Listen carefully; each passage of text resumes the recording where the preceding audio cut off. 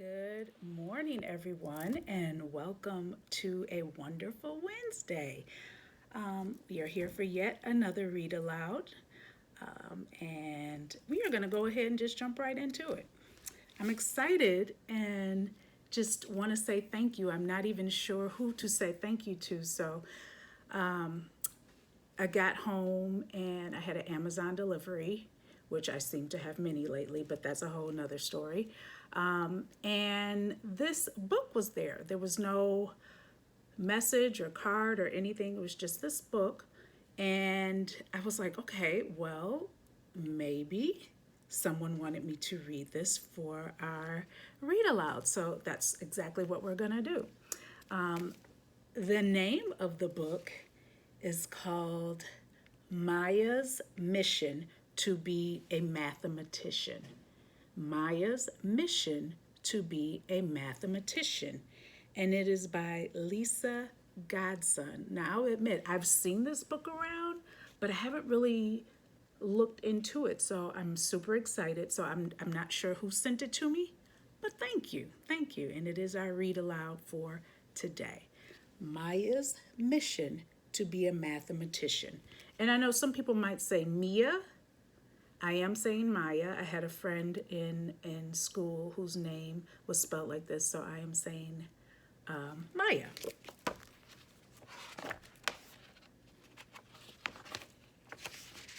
And it says, for Jermaine Alana Taylor, with love, may your courage lead you to discover your mission in life despite all odds. Even before Maya entered school, numbers floated in her head. Numbers jumped out all around her, in the kitchen, in the car, even while lying in bed. Her mom worried, Maya doesn't do what other kids do. Dad wondered, doesn't she play with her blocks and make imaginary stew? Yes, she sighed, but in the most unusual way. Let's watch her closely and take notice of patterns while she plays. And there she is.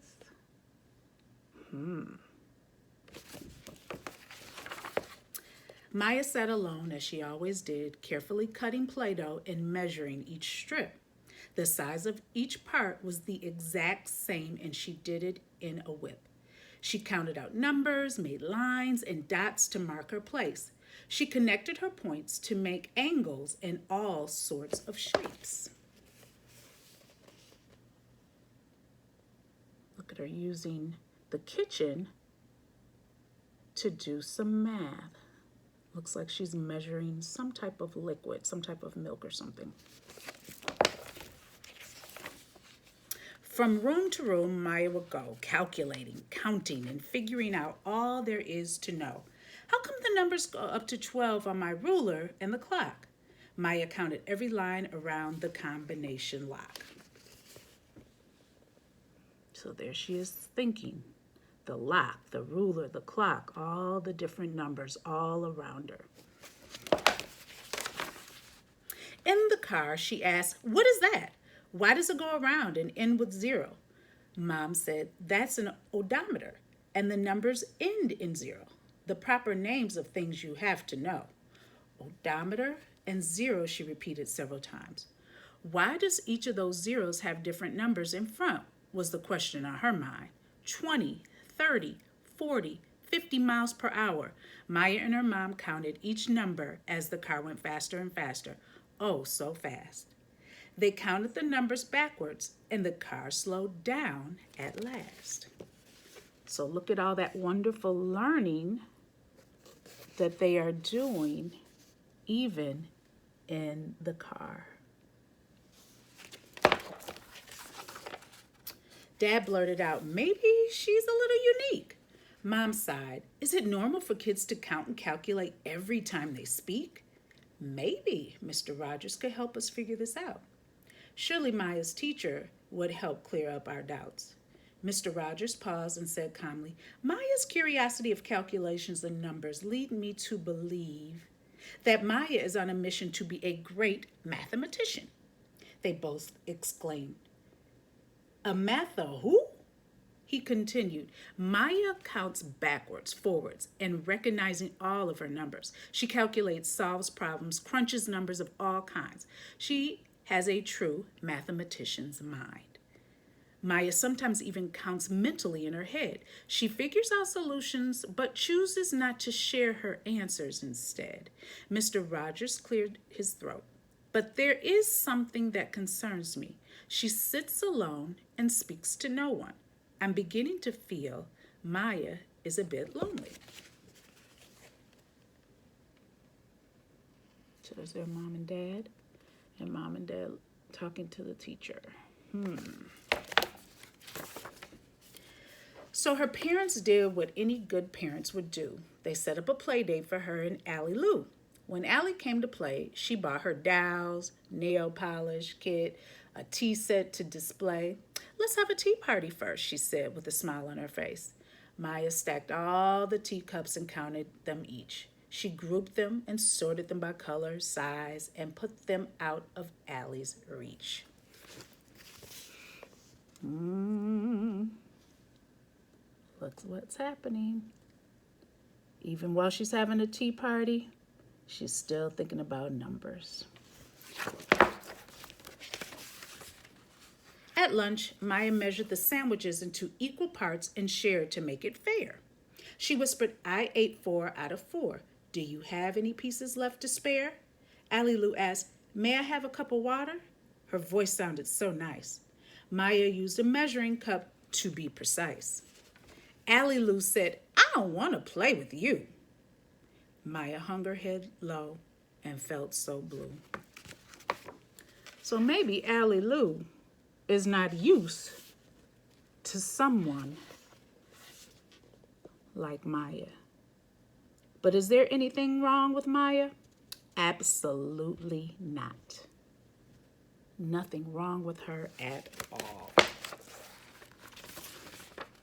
Maya, you are on a mission to be a mathematician. Maya's parents watched in amazement. Then it finally hit them. Maya, you have a gift the way that you can calculate crunch numbers of all sizes. You are on a mission to be a great mathematician. That night, they cheered her up by reading math books about flying numbers, books about millions of stripes on a single giraffe, and a book about 100 ways to make 100. Maya dreamt that night that she was surrounded by flying numbers while lying in her bed. She woke up and said, being a mathematician is in my head. She's on a mission to be a mathematician. And there she is. They're feeding her mind with what she loves, numbers.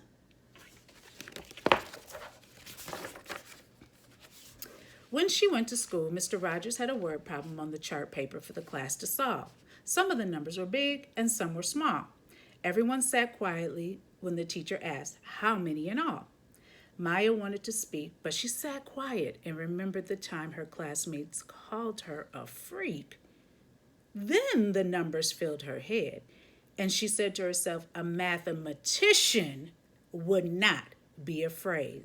She chose instead to be brave. That's right, Maya, speak up, because you are a mathematician. I love it. Maya began to use mental strategies to comprehend.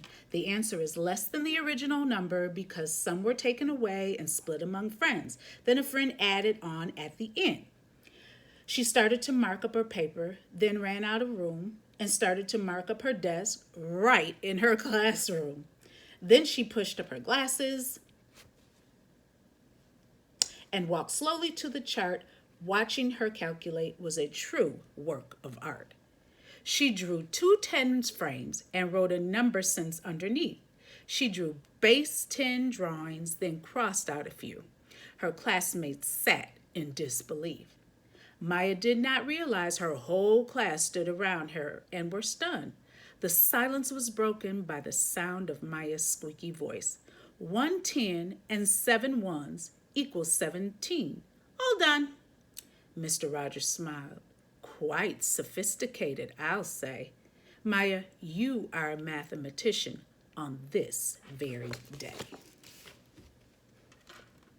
There she is. Look at her. She is working on that paper. She had to keep calculating. She's working on that desk. And there she is in front of her classmates doing all the work. The class jumped up and down to celebrate this quiet kid that they had only just now come to understand. Maya the mathematician, they yelled, and waved their hands. Ah, I love that. Celebrating the success of their fellow student, their fellow classmate. Soon Maya's playdates and classrooms were filled with mathematicians. One by one, they began to join Maya's mission. Everybody's getting in on the math game. As for Maya, numbers continued to float in her head. Calculating and crunching numbers is what she did.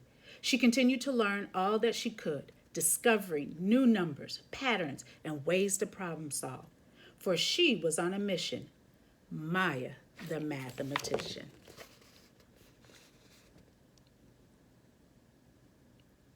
The end. Oh, that was a super cool book. Maya's mission to be a mathematician. C for proud, MPS proud.